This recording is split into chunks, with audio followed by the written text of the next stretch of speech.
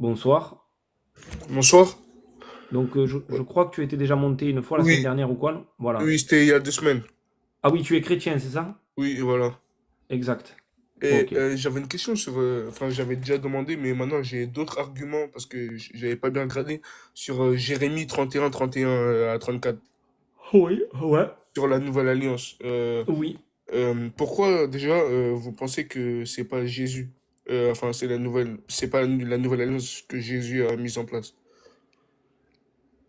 Ben, la question, c'est plutôt pourquoi est-ce que toi tu penses que c'est lui? Parce que nous, on n'a pas de raison de penser que ce soit lui. Nous, on n'a Ben, aucune raison de penser que ce soit lui. techniquement, c'est le seul qui aurait revendiqué une nouvelle alliance. Avec D'accord. le pardon des péchés complet, par exemple, Ouais, mais le bon, fait ouais. que la loi soit écrite dans les cœurs, par exemple avec le Saint-Esprit qu'il a transmis à ses apôtres, etc. C'est pas ça qui a marqué, hein. Il n'y a pas marqué ça, hein. Il y a marqué que Dieu mettra la Torah, sa Torah, à l'intérieur de nous. Mais Et il y a il y a pas marqué, marqué la alors, Torah. regarde. Tu es en train, est-ce que là, en ce moment, là, à la seconde où tu me parles, est-ce que tu es en train de m'enseigner une vérité que je ne connais pas? Hmm, non, enfin, je comprends pas Est-ce que la tu es en question. train, est-ce que tu es en train de m'enseigner quelque chose en me disant, voilà, Jérémie 31, c'est Jésus, tu n'as pas compris, etc. Est-ce que tu es en train de m'enseigner, en fait? Oui. Très bien. Donc, on va aller ensemble dans Jérémie 31 et on va voir un verset, un passage qui est très, très Oui, intéressant. je sais de quoi tu parles. Tu parles de où il Je est vais le dit dire, personne je vais le dire, n'enseignera à son frère ou etc. je vais le dire. Celui-ci n'enseignera plus son prochain, celui-là son frère, en disant connaissez l'Éternel, car tous me connaîtront.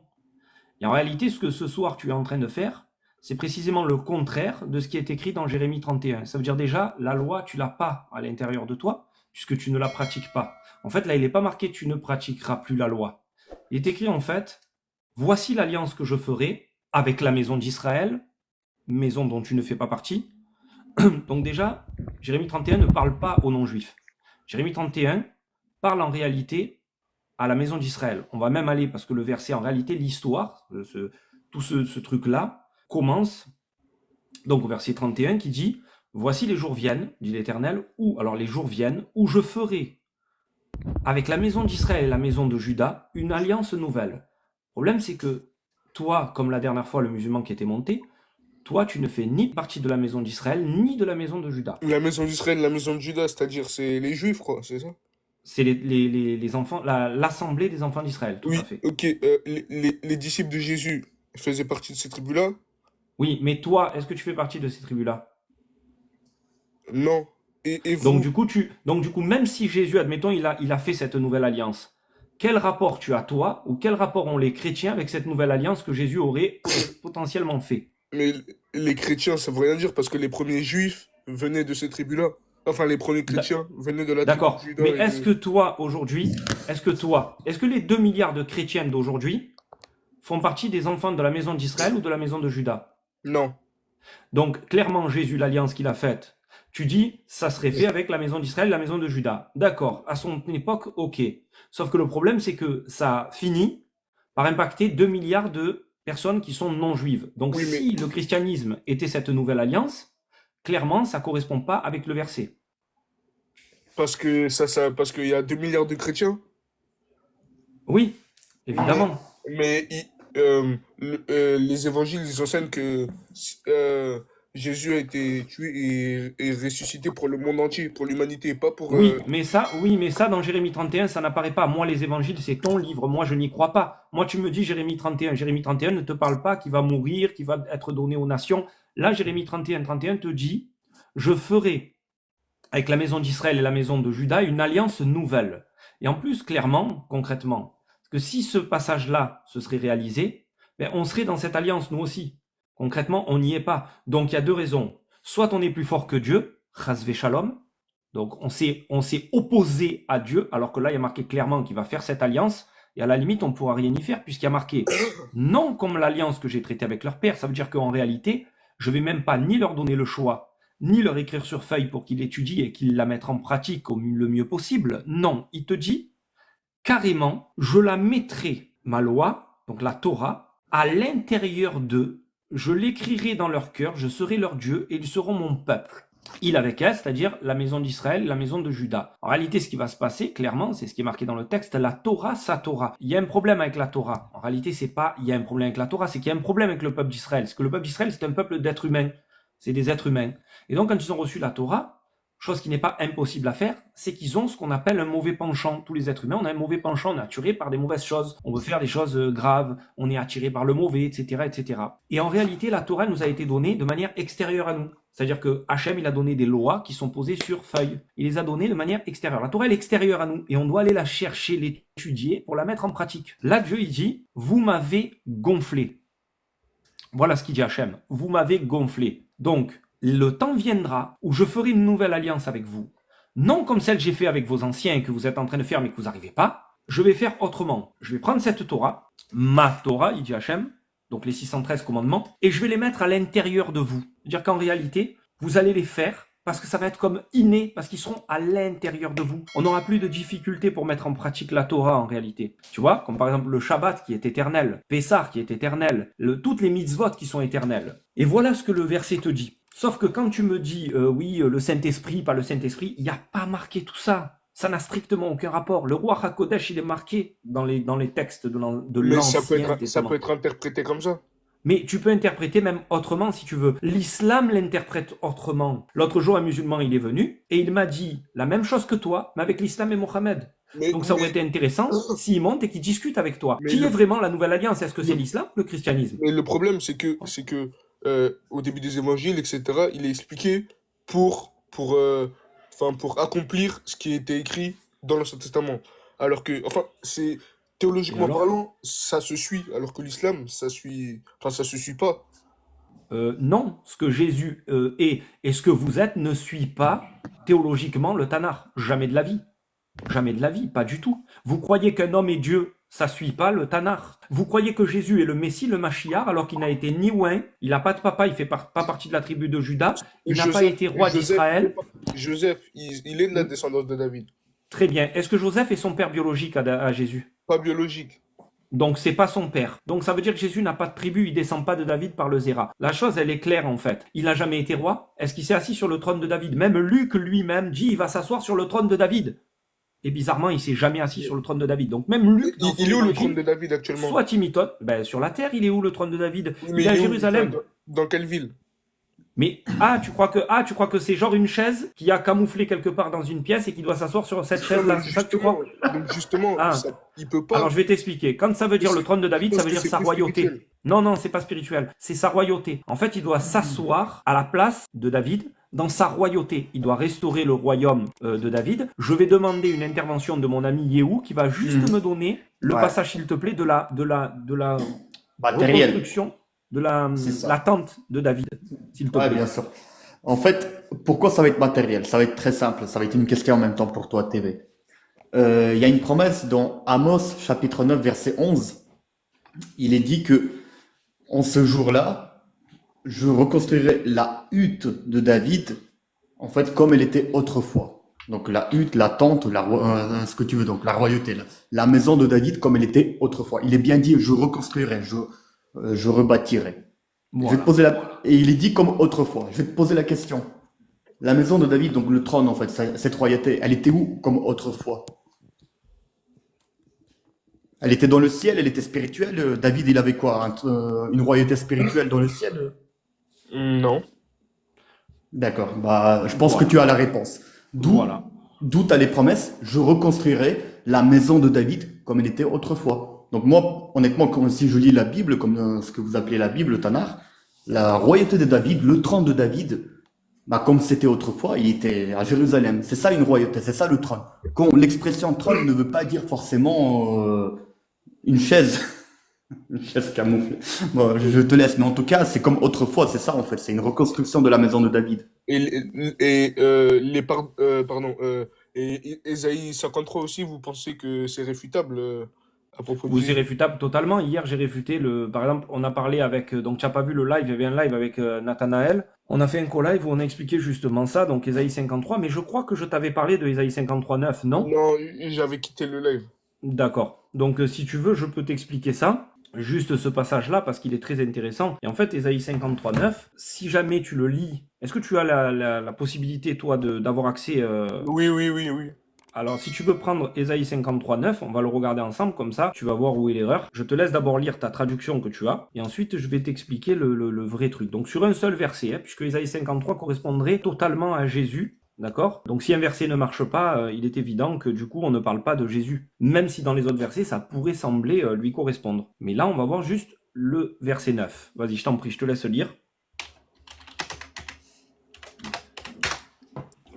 On a mis son sépulcre parmi les méchants, son tombeau avec le riche, quoiqu'il n'eût point commis de violence et qu'il n'eût point eu de fraude dans sa bouche. Très bien. Donc là, ce qui m'intéresse, là où il y a une erreur, c'est dans la première phrase. Dans la première phrase, tu m'as dit on a mis son sépulcre avec les méchants et son tombeau avec les riches. Donc là, tu pourrais te dire, bah effectivement, est-ce que tu sais Jésus où c'est qu'il a été enterré, son tombeau? Je sais pas très bien la ville, mais je sais que c'était Non, dans la tombe avec... de qui, je voulais dire. Pas tant la ville, mais avec qui? Parce que c'est quelqu'un en particulier qui l'a récupéré, qui l'a mis dans sa tombe. Tu Oui, connais ou pas lui? il a enlevé de la croix, etc. Il l'a mis dans la tombe. Voilà. Je C'est vois, je me Joseph rappelle plus de son nom. d'Arimathée. Joseph d'Arimathée. Son père, c'est ça? Alors, non, Joseph d'Arimathée, c'est un riche de Ah, l'époque. ok, oui, oui, ok. Jésus a bien été enterré dans le tombeau d'un riche. Donc là, du coup, ce que tu m'as lu, effectivement, il y a marqué son tombeau avec celui des riches. Alors là, effectivement, ça correspond mot pour mot. Sauf que le problème, c'est qu'en hébreu, il n'y a pas marqué ça. Donc en hébreu, voilà ce qu'il y a marqué. Il y a marqué Vayiten et Rechaim Kivro. Rechaim, c'est les mauvais, les gens mauvais. Et Kivro, c'est la tombe. C'est le tombeau, d'accord, le kever. Un kever, c'est une tombe. Là où on prend le corps et on le met à l'intérieur et on ferme. Ça, c'est un tombeau. En fait, la première partie de la phrase, c'est le tombeau. En réalité, le personnage dont il est question ici, on l'a mis avec les méchants dans le tombeau. Ça veut dire que quand il est dans le tombeau, il est avec des méchants. Alors que Jésus, il était dans un tombeau avec des riches. Déjà, là, ça ne correspond pas. Ésaïe 53.9 te parle du personnage qui a son tombeau avec les méchants. Jésus avait son tombeau avec les riches. Deuxième partie de la Le, phrase. le sépulcre et le Dis-moi. tombeau, on est d'accord que c'est la même chose? Oui, c'est la même chose. Ok. Tout à fait. Le Ça, c'est la sépulcre et le traduction. tombeau, c'est la même chose, si tu veux. Pas de problème. Mais dans la deuxième partie de la phrase, tu vois bien que dans ta traduction, il y a marqué que son tombeau, il est avec les riches. Hmm. D'accord? Le problème, c'est que par contre, dans l'hébreu, il n'est pas marqué tombeau, justement. Marqué Là, il n'y a quoi? pas marqué ni tombeau ni sépulcre. Je vais te dire le mot qu'il est écrit. Ve'et ashir bemotav. Bemotav, le mot a pour racine le mot met, c'est la mort. Rien à voir avec le tombeau. C'est kever, kivro, c'est le tombeau. Et bemotav, c'est la mort. Met, c'est un mort. Donc en réalité, dans la deuxième partie, on te dit qu'il est mort parmi les riches. Avec les riches. Et le problème, c'est que Jésus n'est pas mort avec les riches. Il est mort avec les méchants. Puisque, à côté de lui, il avait deux personnes, deux brigands. Et ces deux brigands, donc, c'est des réchaïm, comme on dit en hébreu. Tu vois, des mauvaises personnes, des gens de mauvaise vie. Tu vois. Et du coup, ça veut dire, si on récapitule, Mhm. le serviteur souffrant d'Ésaïe 53, si on considère que c'est un homme et que c'est le Mashiach, il est Mhm. écrit là-bas qu'il doit mourir avec les riches et qu'il est enterré avec les méchants. Jésus est mort avec les méchants et il a été enterré avec les riches. Ça veut dire qu'il a fait le total opposé de ce qui est écrit dans Ésaïe 53.9. Donc là, clairement, tu as le verset qui est réfuté totalement. Ça ne peut pas correspondre à Jésus. Ok, je vois, je vois. C'est où t'as les traductions enfin Alors, originales? dans ma tête, mais si tu veux, tu peux aller sur le site Sepharia. Quand tu vas sur le site Sepharia, tu as les mots en hébreu, d'accord? Et tu cliques sur le mot. Tu cliques juste sur le petit mot. Donc, quand tu vas lire la phrase, tu vas pas comprendre donc l'hébreu et tout ça, il n'y a pas de problème. Mais chaque mot, tu cliques dessus et tu vas tomber sur les bons mots, tu verras. Donc, dans la première partie, tu auras le mot Rechaim, le mot méchant, et tu auras le mot tombe, tu vois, Kivro. Et ensuite, tu auras le mot riche et tu auras le mot mort. Et tu vas comprendre que du coup, dans la première partie, on te parle d'un tombeau et de Rechaim, de mauvaises personnes. Et dans la deuxième partie, on te parle de la mort et des riches. Et ça a été très mal traduit, puisque dans la traduction que tu as, dans la première partie, on te parle de sépulcre, et dans la deuxième partie, on te parle de tombeau. Il n'y a pas Moi, de tombeau moi dans la deuxième partie. je suis sur un site là, ça s'appelle Sainte Bible. Je sais pas si vous connaissez. Oui, mais tu auras la traduction erronée que tu Oui, viens de lire. et j'ai une traduction, enfin, j'ai les mots en hébreu ici. Euh, et, du, Ah, et du coup, je vois le riche, ça se dit Assir, un truc comme ça, c'est ça, Achir. Achir. Et du coup, enfin, c'est la même traduction que toi? Ouais, c'est le mot Achir, ça veut dire riche. Et juste après, Bémotav, Oui, exactement, oui. ça veut dire quoi? dans la mort. Voilà. Pourquoi ils ont traduit le tombeau avec les riches? Tu comprends? Là, tu vois qu'il y a une fraude. C'est-à-dire que dans le site même de Sainte Bible, ils vont traduire le tombeau avec les riches, et toi, tu viens de lire que ce mot, il veut dire dans la mort. Alors, dans la mort, il est avec le riche. Est-ce que Jésus il était avec le riche dans la mort? Non, il est mort avec les Réchaïm. La première partie, tu peux aller vérifier aussi. Donc, le mot, c'est Réchaïm et c'est Kivro. Kivro, tu verras que c'est la tombe, ou le sépulcre, si tu veux, puisque le sépulcre, c'est une Oui, tombe. je vois que c'est la tombe. Il y a marqué Voilà. green. Voilà. Et Réchaïm, c'est les mauvais. Les gens mauvais, tu vois, les gens de mauvaise vie, les voleurs, les brigands. Il y Voilà. a marqué Les les gens méchants. punis. Enfin, sur le sépulcre. Voilà. Voilà. Donc là, tu vois, je t'ai dit la vérité de la chose. Je t'ai pas menti. Tu as même pu vérifier parce que même ceux qui t'ont menti te disent la vérité que je suis en train de te dire. C'est fabuleux parce qu'ils traduisent mal, mais ils donnent les bons mots. C'est incroyable. Fais voir, j'ai compris où tu es. C'est bon. Ben voilà, tu as la réponse. Voilà, donc là, tu Ok. constates que ce verset, clairement, hein, je te dis la vérité, moi, je te dis franchement, moi, je suis un converti au judaïsme, d'accord? Moi, quand j'ai constaté tout ça, moi, j'ai dit, on m'a menti, en fait. Oui, mais On m'a mitonné, en fait. peut-être qu'il y a une explication un peu plus, enfin, un- faut plus pousser, une explication un peu plus poussée, peut-être.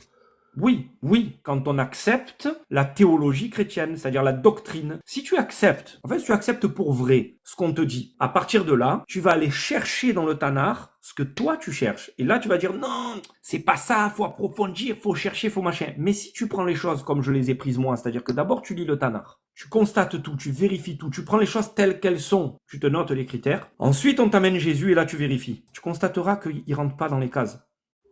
Il est à côté de la plaque. Et là, quand on t'amène des arguments, des éléments, tu fais le comparatif quand tu es de manière, tu vois, tu es neutre. Quand tu regardes les choses de manière neutre, tu verras que ça marche pas. Comme Je vois. là, ça ne marche pas. Si tu es neutre, si tu ne prends pas en considération ta croyance, ta Mhm. foi, ta théologie et ta doctrine, c'est-à-dire tout ce qu'on t'a enseigné à l'église ou quoi que ce soit, ben là, tu verras et tu diras, effectivement, c'est l'opposé de ce que Jésus, il aurait fait. Je vais te sortir un verset qu'il y a dans le livre des rois, d'accord? Où là-bas, en hébreu, il est utilisé exactement les mêmes mots que je viens de te montrer ce soir. Ce qui est fascinant, c'est que la Bible chrétienne va traduire Ésaïe 53.9 comme là, mais dans le verset que je vais te donner, ils vont traduire nickel. Tu sais pourquoi? Parce que le verset du livre des rois ne les intéresse pas. Tandis qu'Ésaïe 53.9, il a fallu que ça corresponde à Jésus. Donc, ils ont mal traduit. Tu Je comprends? vois. Voilà. Et c'est Ouais. ça qui est incroyable. Et Moi, toi, je trouve ça fascinant. t'étais chrétien avant? Je suis né dans une famille catholique, mais j'ai jamais été chrétien moi-même. Je Je n'ai jamais vois. été chrétien. J'avais un peu, je me disais, bon, Jésus, il a une importance, il y a quelque chose, tu vois, mais quoi, je sais pas. Ils disent qu'il est le Messie, je comprends pas. Et quand j'ai étudié, je me suis rendu compte que non, il ne l'était pas, quoi. Alors, c'est dans 1 Roi 13:31, d'accord? Là-bas, il y a écrit comme ça. Après l'avoir enterré, il dit à ses fils, quand je serai mort, vous m'enterrerez dans le sépulcre où est enterré l'homme de Dieu. Vous déposerez mes os à côté de ses os. D'accord? Donc maintenant, quand tu regardes en hébreu, ok, il y a marqué là-bas, Kavro, pour la tombe, ok. Il y a marqué Bemoti, quand je serai mort, qu'ils ont bien traduit. Bakever, le sépulcre. Donc en fait, tous les mots sont traduits précisément avec leurs vrais mots en français. Et c'est exactement les mêmes mots qu'il y a dans Ésaïe 53.9. Et eux là-bas sont mal traduits. T'as compris le coup? Donc c'est 1 Roi 13:31. Si tu voudras vérifier et regarder, te poser comme tu as fait tout à l'heure, sur les termes, tu sais, tu regarderas, il y a marqué Kavro au lieu de Kivro. C'est le même mot. Il y a Kever, la racine Kever, tu vois. Bemotav et Bemoti, tu vois, c'est la même chose. Et tu verras que par contre, dans 1 Roi 13:31, c'est traduit nickel. On te parle bien dans sa mort, etc. Alors que dans Ésaïe 53.9, c'est mal traduit. Pour que ça puisse correspondre à la vie de Jésus, en fait, à l'argument, comme quoi que c'est de Jésus dont on parle. Voilà. J'ai fini avec ça. Ok, merci, merci. Bah, je vais regarder tout ça. Voilà. Très C'est bon, bien, pas de je vais vous souci. laisser, au Ben, revoir. je te souhaite une bonne soirée et de toute façon, tu reviens quand tu veux, il n'y a pas de souci, avec plaisir. Ok, bonne soirée. Allez, bonne soirée à toi.